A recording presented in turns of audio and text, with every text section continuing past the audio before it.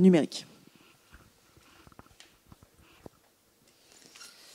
Alors moi, oui, je vais évoquer avec vous les aides qui aujourd'hui sont les plus demandées auprès de la région. Donc ce qu'on voit surtout dans les demandes, c'est que pour les dirigeants, le numérique, c'est vraiment un levier pour gagner du temps. Chaque fois, on nous dit que c'est pour gagner du temps, pour gérer mes activités à un même endroit, pour que ce soit beaucoup plus simple, diminuer aussi forcément les coûts, et puis en dernier point, fidéliser les clients. Aujourd'hui, 60% des demandes qu'on a, c'est je veux acquérir un ERP, je veux acquérir un CRM, la CAO ou de la production. Voilà, vraiment, ça tourne vraiment autour de ça. On voit bien que les demandes sont orientées business. En fait, les dirigeants veulent un retour rapide et visible. Donc, c'est vrai que ce genre d'investissement, c'est la première pierre, j'ai envie de dire, lorsqu'on se lance dans une stratégie numérique. Alors, on a quelques demandes de logiciels métiers spécifiques à l'activité de l'entreprise. Je citerai par exemple une entreprise qui suit des chantiers, qui a besoin de mettre en place un logiciel de planning, une application mobile pour le suivi de ces chantiers. Voilà, ça c'est notamment pour un cas particulier. Voilà, aujourd'hui, après, ce chiffre aussi s'explique par le fait que notre cible sur Pays de l'investissement numérique, c'est les entreprises de moins de 50 salariés et moins de 10 millions de chiffre d'affaires. Pour autant, le Pays de leur conseil, on est sur une tranche plus élevée, donc de 50 millions de chiffre d'affaires et de 50 salariés. Donc une entreprise un peu plus grande peut aussi nous demander un conseil pour acquérir un ERP, par exemple. Une entreprise dit voilà, je veux revoir mon système d'information, mais je vois pas du tout ce qui peut convenir à ma méthode de travail. On peut les accompagner sur un audit, un conseil sur ce genre de thématique. Donc voilà pour les aides les plus demandées. Aujourd'hui, les aides, les thématiques peu sollicitées qui pour nous vont monter en flèche et puis qui, à notre sens, font maintenant beaucoup plus sens après la crise. Beaucoup d'entreprises ont dû être agiles à s'adapter au changement dans cet environnement qui était vraiment imprévisible.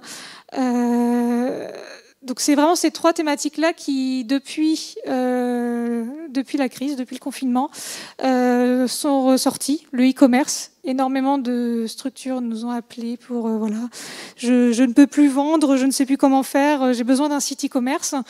Donc voilà, ça c'est possible d'accompagner les structures, c'est possible de financer, mais aujourd'hui c'est peu sollicité. Donc voilà. Également les outils collaboratifs. On commence à avoir quelques demandes sur cet aspect, mais c'est encore un peu timide. Pour autant, des outils collaboratifs, c'est pas seulement acquérir une solution pour le télétravail ou pour faire de la visio. Il y a d'autres outils collaboratifs qui sont possibles, collaboration de projet, collaboration, communication collaborative. Voilà, on a eu quand même quelques sollicitations d'entreprises qui nous ont dit qui ont été complètement dépassées durant le confinement, qui n'ont pas su faire face. Et aujourd'hui, notamment le e-commerce, un projet qu'ils avaient pour dans 1 an, 2 ans, et en fait ils ont dit non, c'est maintenant, il faut qu'on le fasse maintenant parce que sinon on va pas réussir à faire face. Donc voilà, et puis on évoquait la cybersécurité. L'hygiène numérique aussi, c'est un terme en effet qui est peut-être plus approprié pour les plus petites entreprises, pour les TPE, PME. Nos dispositifs sont mobilisables pour mettre en place notamment un conseil. J'ai besoin de savoir où j'en suis sur ma sécurité, sur mon hygiène numérique. Et puis, s'il existe des outils, notamment des logiciels et des solutions immatérielles pour se prémunir, l'investissement numérique peut également répondre à cette thématique de cybersécurité. Voilà. Et on évoque également la numérisation des entreprises. La cybersécurité, l'hygiène numérique peut être des actions qui peuvent se retrouver justement dans le cadre de cet appel à manifestation d'intérêt. Vous parliez des collectivités. Pourquoi pas, les collectivités pourraient nous proposer des plans d'action à destination des entreprises pour les sensibiliser justement à cette sécurité. Oui, bonjour, une petite question. Je m'appelle Pierre Plissonneau, je suis auto-entrepreneur à Nantes. En fait, j'accompagne des PME qui vendent en B2B dans leur transition e-commerce. Donc, je suis intéressé par l'axe e-commerce que vous avez évoqué. Je voulais savoir s'il y avait des conditions à remplir pour être éligible au programme pour le e-commerce. Non, pour la société. Je parle moi, oui. C'est mes clients que je guide vers votre offre, en fait, enfin, votre aide. Et pour parler très concrètement, au bout de combien de temps ils ont un paiement? Comment ça fonctionne aussi, cette aide? Alors là, on parle donc de Pays de la Loire Investissement Numérique pour la création d'un site e-commerce. Donc l'entreprise nous dépose un dossier. La réponse est assez rapide, sous 2 à 3 semaines. Suite à ça, en fait, on leur envoie voilà, un courrier officiel d'attribution et le paiement peut intervenir sous 1 mois. Alors après, pour les conditions, donc forcément, on les accompagne sur un projet. Donc il faut réaliser le projet pour pouvoir obtenir la subvention. Mais une fois que, voilà, que l'entreprise nous justifie de son investissement, eh bien, voilà, le paiement peut intervenir sous 1 mois. Oui, je vais un peu compléter aussi la question. En fait, moi, j'accompagne déjà des entreprises, on se connaît. Donc j'ai sollicité la région pour des aides. Très bien, c'est assez rapide, ça fonctionne, donc je peux voilà, en témoigner. En revanche, j'ai parfois des clients ou des contacts, on va dire, prospects qui me contactent pour me dire je sais qu'il y a des aides, j'en ai entendu parler, et est-ce que vous pouvez m'aider? Mais moi, j'ai déjà le cahier des charges, on l'a fait en interne.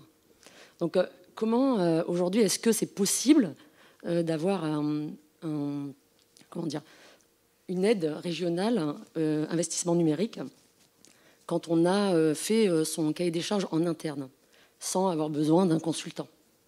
D'accord, donc on imagine qu'une entreprise avait besoin d'un ERP, il a fait son audit lui-même, et ben, il peut tout simplement déposer sa demande d'investissement numérique, il n'y a pas de souci. À partir du moment où... Enfin, voilà, là-dessus, c'est pas obligatoire pour l'investissement numérique d'avoir fait un conseil, sinon ça serait un peu restrictif. Et puis, il y a des entreprises qui n'ont pas forcément les moyens de faire les deux. Donc, en fait, c'est pour ça que les deux sont bien dissociés. C'est un peu... comment dire ils nous contactent pour qu'on les aide à monter le dossier. Parce qu'eux n'ont pas le temps, n'ont pas on va dire, les compétences ou même la possibilité un cahier des charges, ça va être fait dans un document Word, tout simplement, etc. Ils pensent qu'ils ne vont pas...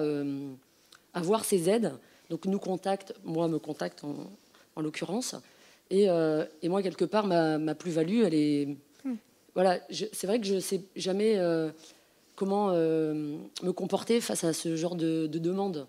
Oui.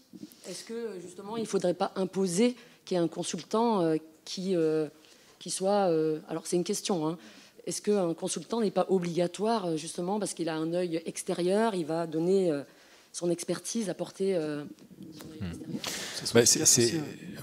perspicace. Oui, alors, bon, même si on peut partager effectivement le fait qu'un regard extérieur va forcément apporter quelque chose de plus, on ne peut pas contraindre de cette manière-là. La question, c'est effectivement d'avoir la partie conseil d'un côté, la partie investissement de l'autre, parce qu'elles ne sont pas d'abord corrélées nécessairement en termes